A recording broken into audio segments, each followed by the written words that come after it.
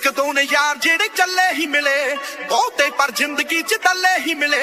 ਦੋ ਮੂੰਹੇ ਸੱਪ ਫੜ ਕੱਢਣੀ ਮੈਂ ਚੱਪ, ਪਰ ਮੇਰੇ ਸਾਰੇ ਕੱਲੇ ਨੂੰ ਉਹ ਕੱਲੇ ਨਹੀਂ ਮਿਲੇ। ਜਿਹੜਾ ਦਿਲੋਂ ਕੀਤਾ ਉਹ ਬਲਦ ਗਿਆ ਨੀ, ਬਸ ਇਹੋ ਗੱਲ ਦਿਲ ਉੱਤੇ ਲੱਗੀ ਹੋਇਆ ਡਾਡੀ। ਇਸੇ ਕਰਕੇ ਹੀ ਬੋਲ ਬਾਰੀ ਚੇਂਜ ਹੋਇਆ ਸਾਡੀ, ਇਸੇ ਕਰਕੇ ਹੀ ਬੋਲ ਬਾਰੀ ਚੇਂਜ ਹੋਇਆ ਸਾਡੀ, ਇਸੇ ਕਰਕੇ ਹੀ ਬੋਲ ਬਾਰੀ ਚੇਂਜ ਹੋਇਆ ਸਾਡੀ, ਇਸੇ ਕਰਕੇ ਹੀ ਬੋਲ ਬਾਰੀ ਚੇਂਜ ਹੋਇਆ ਸਾਡੀ।